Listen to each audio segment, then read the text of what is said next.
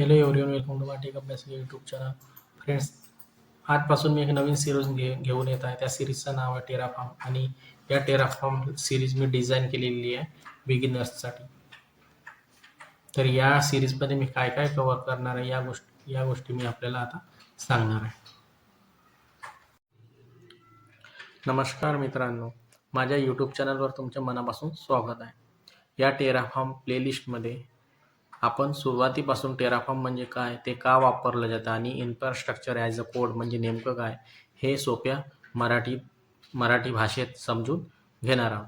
तर या सिरीजमध्ये आपण AWS सारख्या क्लाउड प्लॅटफॉर्मवर रिसोर्सेस कसे ऑटोमेट करायचे, टेराफॉर्म इन्स्टॉल कशाप्रकारे करायचं, basic commands, module, state files आणि रिअल वर्ल्ड एक्झाम्पल पाहणार आहोत.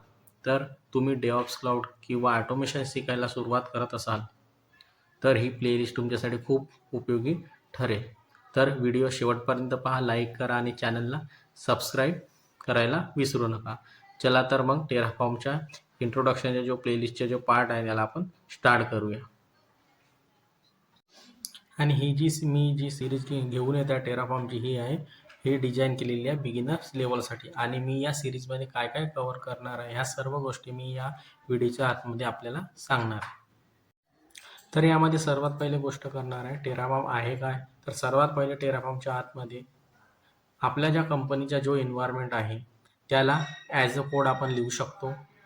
त्या ज्या गोष्टी आहेत ते मी या प्लेलिस्टच्या आतमध्ये आपल्याला सांगणार आहे. ह्या गोष्टी आपण कशा प्रकारे करू शकतो याबद्दल पण मी आपल्याला सांगणार आहे. तर आता गोष्ट येते की जेव्हा पण आपण टेराफॉर्मला स्टार्ट करतो तर त्यामध्ये आपल्याला खूप साऱ्या TF फाईल्स, म्हणजे TF हा टेराफॉर्मचा शॉर्ट फॉर्म आहे.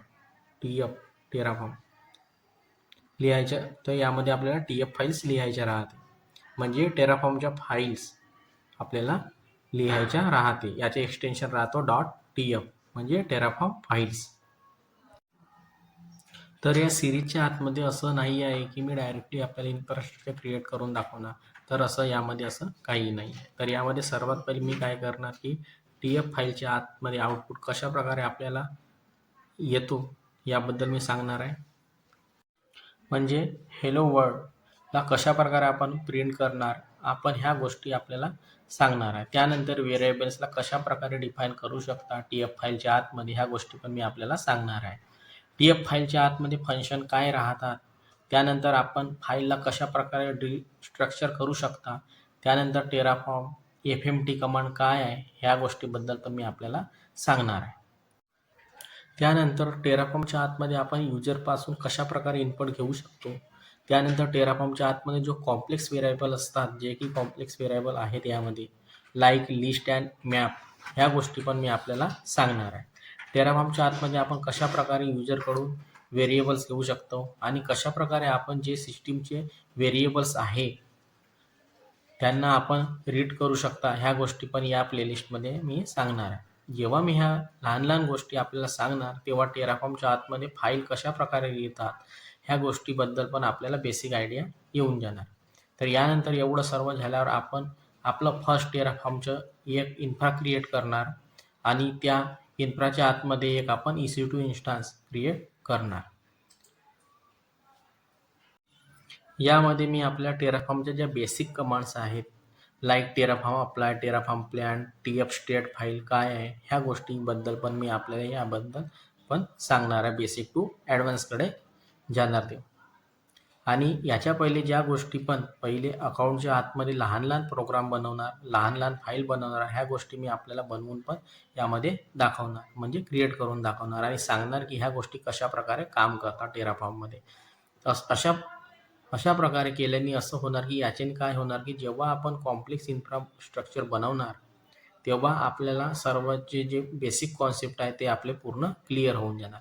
त्यानंतर आपण खूप इझिली टेराफॉर्म फाईल लिहू शकणार. एक कॉम्प्लेक्सपेक्षाही एक कॉम्प्लेक्स इन्फ्रास्ट्रक्चरला आपण ॲज अ कोडमध्ये कन्वर्ट करू शकतो. जेव्हा आपले बेसिक क्लिअर होणार तेव्हा आपण यामध्ये TF फाईल्स वगैरे इझिली क्रिएट करू शकतो किंवा लिहू शकतो.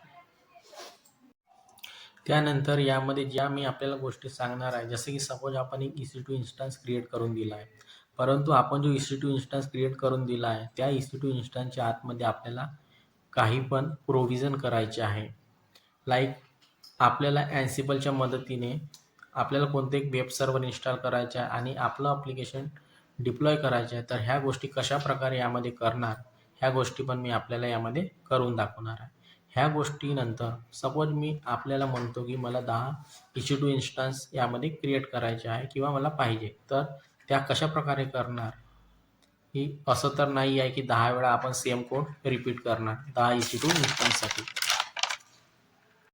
ह्यासाठी यामध्ये आपण कशाप्रकारे एक लूप चालवणार ह्या गोष्टी पण मी आपल्याला सांगणार आहे, की एक छोटंसं कोड लिहिणार आणि तो 10 EC2 इन्स्टन्स आपल्यासाठी क्रिएट करून देणार. ह्या गोष्टी कशाप्रकारे होणार या गोष्टी पण आपल्याला या व्हिडिओमध्ये मी या प्लेलिस्टमध्ये मी आपल्याला सांगणार आहे. त्यानंतर टेराफॉर्म रजिस्ट्री काय गोष्ट आहे याबद्दल पण मी आपल्याला सांगणार आहे. त्यानंतर मी आपल्याला वर्कबेसबद्दल सांगणार आहे. लाईक सपोज आपला एक ॲप्लिकेशन आहे, त्यामध्ये 3 TNA आहे, like a web server application server आणि डेटाबेस सर्व्हर. जेव्हा आपण टेस्टिंग एन्व्हायरमेंटमध्ये तिन्ही सर्व्हर डिप्लॉय करणार, तेव्हा याचं साईज छोटं लहान राहतो. परंतु जेव्हा आपण त्यांना प्रोडक्शनमध्ये डिप्लॉय करणार, तेव्हा त्यामध्ये ट्रॅफिक जास्त पण येऊ शकतो किंवा कमी पण येऊ शकतो. तर हा इन्स्टन्स प्रोबॅबली होऊ शकतो की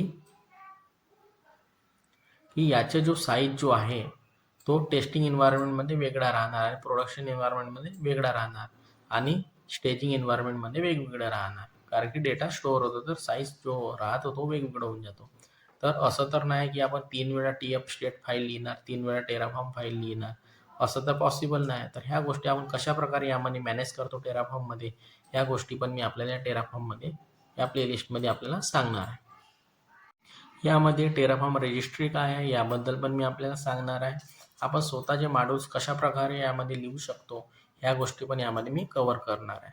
त्यानंतर लाईक टेराफॉर्मच्या आतमध्ये प्रोव्हायडर्स असतात, ह्या गोष्टी समोरच्या व्हिडिओमध्ये आपण पाहणार आहोत की प्रोव्हायडर्स काय असतात. तेव्हा आपल्याला समजून येणार की प्रोव्हायडर्स काय आणि प्रोव्हायडर्स म्हणून काहीतरी राहते टेराफॉर्ममध्ये, ह्या गोष्टी आपल्याला माहीत असायला पाहिजे. सपोज आपल्याला एक अशा प्रकारचं इन्फ्रास्ट्रक्चरचं कोड लिहायचं आहे ज्याचे प्रोव्हायडर अवेलेबल नाही आहे. तर अशा वेळेस आपण स्वतःचे कस्टम प्रोव्हायडर्स कशाप्रकारे यामध्ये लिहू शकतो ह्या गोष्टी पण आपल्याला माहिती असायला पाहिजे. तर ह्या प्रकारे सर्वच्या सर्व गोष्टी मी या सिरीजमध्ये कव्हर करणार आहे. तर फ्रेंड्स, या व्हिडिओमध्ये एवढंच. Bye bye. आणि ही पूर्ण सिरीज मराठीमध्ये घेऊन येतो. तर फ्रेंड्स, या चॅनलला सबस्क्राईब करा, लाईक करा आणि व्हिडिओला शेअर करा. तर फ्रेंड्स, बाय बाय.